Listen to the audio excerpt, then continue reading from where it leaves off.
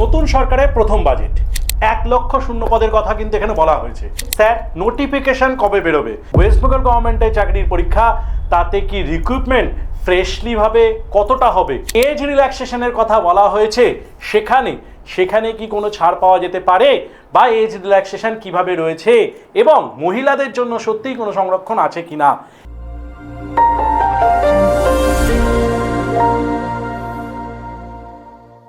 এই পুরো ভিডিওটা দেখলে এই 3টে কোয়েশ্চেন কিন্তু একদম জলের মতো তোমাদের কাছে পরিষ্কার হয়ে যাবে।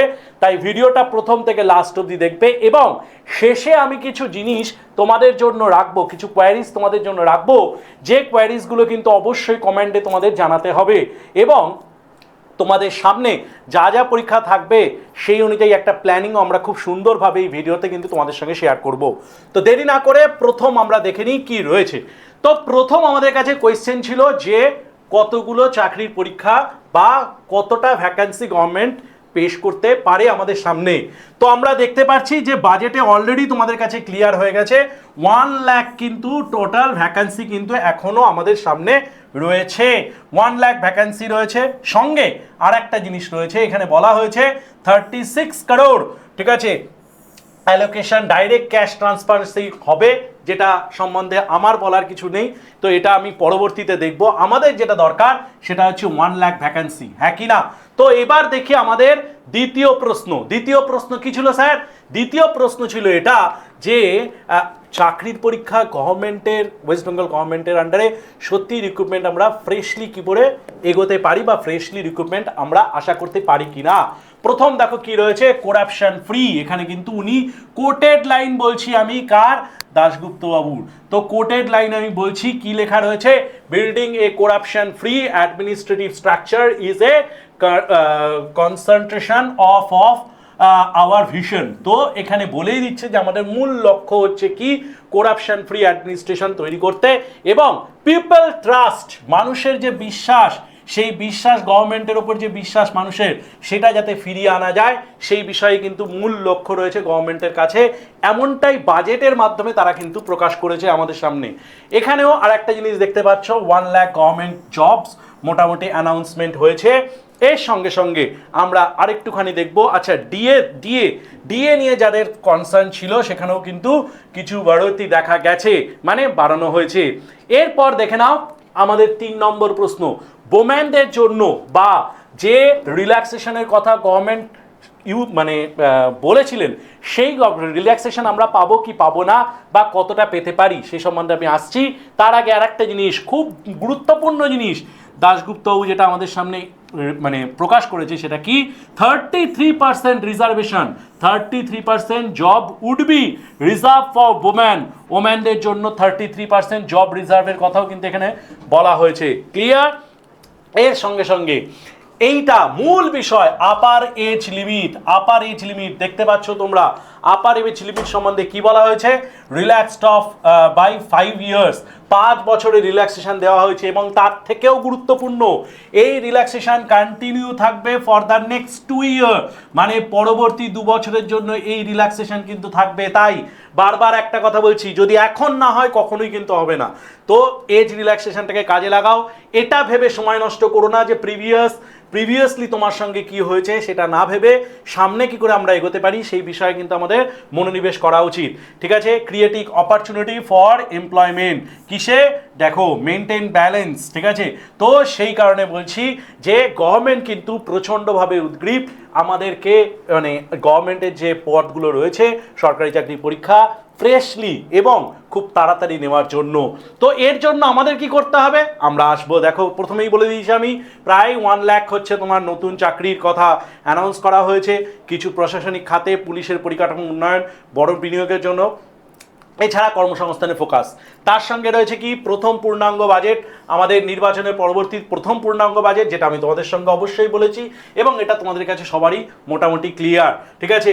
তো এর সঙ্গে জনবল বৃদ্ধি, পুলিশের নিয়োগ, সে কথা কিন্তু বলা হয়েছে। নোটিফিকেশন তোমরা দেখতে পাচ্ছ, এখনো কিন্তু সেই বলা হয়নি নোটিফিকেশনের কথা। আমি আসছি, তাহলে কেন ভিডিওর প্রথমে আমি নোটিফিকেশনের কথা বলেছিলাম, আমি আসবো, একটু দাঁড়িয়ে যাও। ঠিক আছে? তো এরপরে দেখো কি রয়েছে, এসআই রিক্রুটমেন্ট চলছিল আমাদের, বাজেটে সম্প্রসারণ কি রয়েছে, 1 লাখ চাকরির ঘোষণা। ঠিক আছে? বোর্ড রেডি করা, ঐতিহাসিক ডেটা যেগুলো রয়েছে মোটামুটি। আচ্ছা, তাহলে ফিল্ড কি ফিল্ডে, পুলিশের কি ফিল্ডে রিক্রুটমেন্ট হতে পারে, যে পুলিশের ফিল্ড সম্বন্ধে তোমরা অলরেডি জেনে গেছো, সেই ফিল্ডে কি ফিল্ডে রিক্রুটমেন্ট হতে পারে। ঠিক আছে, দেখো কনস্টেবল, লেডি কনস্টেবল, এই একটা পার্ট রয়েছে। ঠিক আছে, এসআই, লেডি এসআই, ঠিক আছে, সার্জেন্ট, এটা একটা রয়েছে, ড্রাইভার, টেকনিক্যাল পোস্ট, এইগুলো মোটামুটি আমরা আশা রাখতে পারি যে এই পদগুলোয় কিন্তু ভ্যাকান্সি ফিল আপ হওয়ার চান্সেস রয়েছে, আমরা আশা রাখতে পারি। আবারও বলছি, নোটিফিকেশনের উপর এই পুরোটাই নির্ভর করছে। তো এরপরে মূল যে বিষয়বস্তুটা, এই স্লাইডটা তোমাদের প্রত্যেকের জন্য জরুরি, যারা যারা আমাকে এবং বিভিন্ন জায়গায় কোয়েশ্চেন করো যে স্যার নোটিফিকেশন কবে বেরোবে, আমাদের মূল চিন্তা নোটিফিকেশন কবে বেরোবে।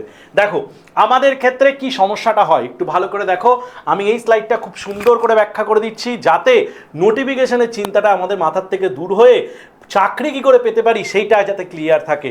আমি প্রথমেই বলেছি, ভিডিওর প্রথমেই, একটা সিট কিন্তু আমাদের ঠিকঠাক রাখতে হবে নিজেদের জন্য। তোমার একটা সিটই প্রয়োজন, সেই একটা সিটির জন্যই কিন্তু লড়াই করতে হবে নিজের সঙ্গে। কি প্রথমে অফিসিয়াল পিডিএফ এর অপেক্ষা করে থাকি আমরা ভাবি ঠিক আছে নোটিফিকেশন বেরোক, আমাদের এসআই নোটিফিকেশন বেরোক, তারপরে আমরা পড়াশোনা শুরু করব, নোটিফিকেশন বেরোবে, ফর্ম ফিল আপ করবে, তারপরে পড়াশোনা শুরু করব। হ্যাঁ কি না? এটা প্রথম ভুল।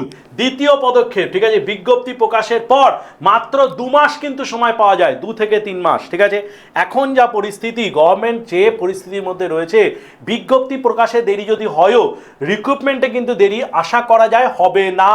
আশা করা যায় এই কারণেই বললাম, কারণ গভর্নমেন্ট কিন্তু রিক্রুটমেন্টের জন্য প্রস্তুতি হয়েই তবেই কিন্তু নোটিফিকেশনটা অ্যানাউন্স করবে, আশা করা যাচ্ছে এটাই। তো নোটিফিকেশন বেরোনোর পর কিন্তু সময় পাওয়া যাবে না। ঠিক আছে, সিলেবাস দেখে প্যানিক করো। ঠিক আছে, এত বড় সিলেবাস, এবার আমাদের কি হয়, আমাদের মনে হয় নোটিফিকেশন বেরোক, আমরা তারপরে পড়াশোনা করব। কিন্তু যখন নোটিফিকেশন বেরোয়, তখন যে সিলেবাসটা আমরা দেখতে পাই, সেটা দেখে ভাবি আচ্ছা ঠিক আছে, এটা বাদ, এটা বাদ, এটা বাদ, এটা বাদ, এটা আমার ঠিক, এটা রাখবো, এটা রাখবো, এটা রাখবো, এই করে কি হয়, লাস্টে দেখা গেছে অর্ধেক বাদ চলে গেছে আর অর্ধেক রয়ে গেছে। ঠিক আছে, এখান থেকে যদি তুমি ভাবো যে পাশ করতে পারবো, এইভাবে কিন্তু পরীক্ষায় পাশ করা যাবে না। বারবার বলছি, এভাবে কিন্তু পাশ করা যাবে না। তারপরে কাট অফের কাছাকাছি গিয়ে ব্যর্থতা, একদম ঠিক। কারণ আমরা যে পার্টগুলো বাদ দিয়েছি, সেই পার্টগুলো যদি ঠিকঠাকভাবে এখন থেকে পড়াশোনা করতাম, তাহলে কাট অফের কাছে গিয়ে বাদ হতাম না, যেটা আমাদের কাছে সব থেকে অনেকের কাছে বেশি দুঃখের থাকে। 1 বা 2 নম্বরের জন্য আমরা কাট অফ ক্লিয়ার করতে পারি না, অনেকের বক্তব্য থাকে। তো এই কারণে বললাম, যেটা দুর্বলতা আছে এখন থেকে সেটাকে সলিডিটি আরম্ভ করো, সেটাকে ঠিকঠাক করার চেষ্টা করো। বাজেটে ঘোষণা গ্রিন সিগন্যাল, ঠিক আছে, হিসাবে ধরতে হবে। মানে বাজেটে যেটা ঘোষণা হয়েছে সেটাকেই গ্রিন সিগন্যাল ধরতে হবে। মানে ভালো করে শুনবে, ধরে নিতে হবে আজকেই নোটিফিকেশন, আজকে বাজেট পেশ হয়নি, আজকে নোটিফিকেশন বেরিয়ে গেছে, এটা ধরে নাও। তুমি যে পরীক্ষার জন্য রেডি হচ্ছ, আজকে তার নোটিফিকেশন বেরিয়ে গেছে, এটা তুমি ভেবে নাও। ঠিক আছে, কারণ যদি আজকে ভাবতে পারো, তবেই কিন্তু ভবিষ্যতে নিজের জন্য একটা সিট ঠিক করতে পারবে। এই জন্য বারবার বলছি, আজকে বাজেট বেরিয়েছে ভেবো না, আজকে ভেবে নাও গভর্নমেন্ট নোটিফিকেশান বার করেছে 1 লক্ষের। কিন্তু দুঃখের বিষয়, কিসের নোটিফিকেশনটা তোমার পড়াশোনা শুরু করার নোটিফিকেশান বের করেছে গভর্নমেন্ট সিট বা ফর্ম ফিল আপের কোনো নোটিফিকেশান এখন অবধি বার করেনি। কিন্তু নোটিফিকেশান যেটা বার করেছে সেটা হচ্ছে তোমাকে জাগিয়েছে যে তুমি পড়াশোনা করো। ঠিক আছে, এটা হচ্ছে প্রথম। 6 মাস প্রস্তুতির সময় পাওয়া যায় একদম। আজকের থেকে যদি পড়াশোনা শুরু করো, তাহলে পরীক্ষার আগে মিনিমাম আমরা 6 থেকে 7 মাস কিন্তু সময় পাবো।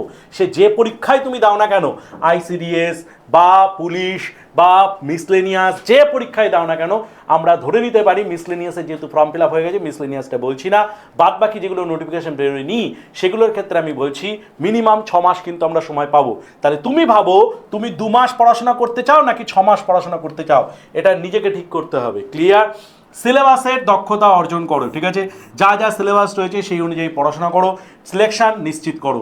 তাহলে যদি পড়াশোনা আজকের থেকে শুরু করি, তবেই কিন্তু সিলেকশন নিশ্চিত করতে পারবো আমরা। ঠিক আছে, বারবার বলছি, নিজেরা পড়াশোনা শুরু করো, নিজেরা। ঠিক আছে, নিজেরা পড়াশোনা শুরু করো, কিচ্ছু চিন্তা নেই, পড়ো, ঠিকঠাকভাবে পড়াশোনা করো। তো এর সঙ্গে সঙ্গে আমি আর কিছু জিনিসপত্র বলে দিচ্ছি। দেখো, পার ডে চেষ্টা করো, পার ডে যেটা চেষ্টা করো সেটা কি, 1 ঘন্টা করে, এখানে একটা জিনিস লেখা নেই, আমি লিখে দিচ্ছি একটুখানি। পার ডে 1 ঘন্টা টাইম দাও জিআই করার জন্য, রিজনিং করার জন্য পার ডে 1 ঘন্টা টাইম দাও। ম্যাথ অবশ্যই মাধ্যমিক বেসিক্স ম্যাথ করার জন্য পার ডে 2 ঘন্টা টাইম দাও, 2 ঘন্টা টাইম দাও ম্যাথের পেছনে, 2 ঘন্টা মিনিমাম টাইম দাও পার ডে ম্যাথের জন্য, তাহলে 2 আর 1 3 ঘন্টা। ইংলিশের জন্য আমরা ম্যাক্সিমাম হলে 1 ঘন্টা টাইম দিই, তাহলে 4 ঘন্টা। এছাড়া জিকে কারেন্ট অ্যাফেয়ার্স, জিকে আর কারেন্ট অ্যাফেয়ার্সের জন্য আমি অবশ্যই বলবো আরও 2 ঘন্টা টাইম দাও। তাহলে মোটামুটি যদি আমরা আজকের থেকে 6 ঘন্টা টাইম নিজেদের জন্য বার করে নিই, নিজেরা নিজেদের মতো করে 6 ঘন্টা করে টাইম বার করে নাও, পড়াশোনা করো, অবভিয়াসলি চাকরি কিন্তু পাওয়া যাবে, চাকরি পাওয়া অবশ্যই যাবে। 6 ঘন্টা ঠিকঠাকভাবে আমি যেভাবে বললাম সেইভাবে পড়াশোনা করো। তবে আমি যে টাইমগুলো এখানে দেখিয়েছি এই টাইমগুলো কিন্তু সবার জন্য এক নয়। মানে স্যার তাহলে আপনি টাইমগুলো কেন বললেন? আমি একটা জেনারেল টাইম বলেছি। দেখা গেল আমি ম্যাথসে খুব ভালো স্যার, আমি যদি ম্যাথসে ভালো হই আমি এখান থেকে 1 ঘন্টা বার করব, আর এই 1 ঘন্টা নিয়ে চলে আসবো জিকেতে, কারণ আমি আমার ক্ষেত্রে বলছি আমি জিকেতে একদম দুর্বল, জিকে আমি একদম পারি না। তার মানে আমি 1 ঘন্টা ম্যাথ করব আর 3 ঘন্টা জিকে পড়বো। ওকে, তাহলে নিজেদের মতো করে নিজেরা সাজিয়ে নেবে। যার ক্ষেত্রে জিকে ভালো সে জিকের থেকে চলে এসো, এখানে টাইম বার করো, কোনো অসুবিধা নেই। যার ইংলিশ ভালো সে সেইভাবে প্রস্তুতি নাও, কিন্তু 6 ঘন্টা মিনিমাম পড়ো। নিজেরা আজকে ঠিক করো কি করে আমি 6 মাস পরে আমাকে কেউ চাকরি দিতে পারে, নিজেকে জিজ্ঞেস করো তোমাকে চাকরি কেউ কিভাবে দিতে পারে, ঠিক আছে, তুমি কি পড়াশোনা করলে তোমাকে গভর্নমেন্ট চাকরি দিতে পারে। তো সেই কারণে বলছি 6 ঘন্টা পড়াশোনা করো, নিজেদের মতো করে টাইম বার করো। ওকে, ডান। এরপর যেটা আমি প্রথম যে কথাটা বলেছিলাম, কমেন্টে অবশ্যই কিন্তু জানাবে কি কি বিষয় আমি আসছি। তার আগে আমার একটা জিনিস বলে দিই, সেটা কি, সেটা হচ্ছে আমাদের পেইড ব্যাচ যেটা রয়েছে সেটা হচ্ছে WBPSC। আমি কিন্তু বারবার বলছি পেইড ব্যাচের আগে একটা কথা বলিনি, এটা একটু বলে দিই তারপরে আমি ফিরছি। PSC, ICDS all in one, WB গ্রাম পঞ্চায়েত 3.0 তিনটে একসঙ্গেই কিন্তু সেখানে করানো হচ্ছে, বা তুমি যদি চাও তিনটে আলাদা আলাদাভাবেও করতে পারো, তাতে কোনো অসুবিধা নেই, করতেই হবে এরকম কোনো ব্যাপার নেই। আমাদের যে ফ্রি ক্লাসগুলো আছে সেখানে জয়েন করো, ফ্রি ক্লাসে যাও, ফ্রি ক্লাসে পড়াশোনা শুরু করো, বা ফ্রি ক্লাসেও করতে হবে না, তোমার যদি মনে হয় তুমি বাড়িতে পড়াশোনা করতে চাও করো, কিন্তু পড়াশোনাটা দয়া করে শুরু করো। আমি 3টে স্টেপ বললাম, হয় নিজে বাড়িতে পড়াশোনা শুরু করো, না হলে ফ্রি ব্যাচে যাও, ফ্রি ব্যাচে গিয়ে পড়াশোনা করো।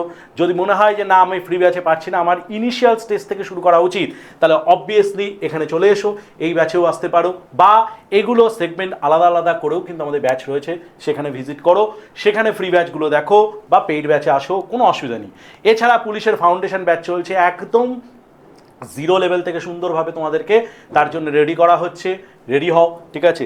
যদি মনে হয় ম্যাথসে দুর্বলতা রয়েছে, ম্যাথসের দুর্বলতা কেটে যাবে, রিজনিংয়ে দুর্বলতা আছে কেটে যাবে, ইংলিশে দুর্বলতা আছে কেটে যাবে, পড়াশোনাটা শুরু করো, নিজে করো বা ফ্রি ব্যাচে করো বা পেড ব্যাচে করো, যা করো করো, কিন্তু পড়াশোনাটা শুরু করতে হবে।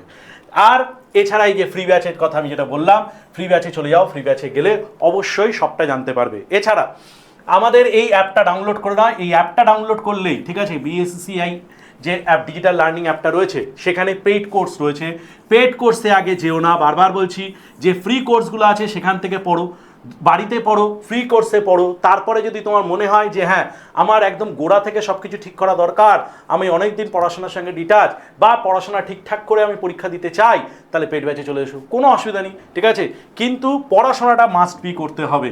টেস্ট সিরিজ রয়েছে, টেস্ট সিরিজ দেখতে পারো।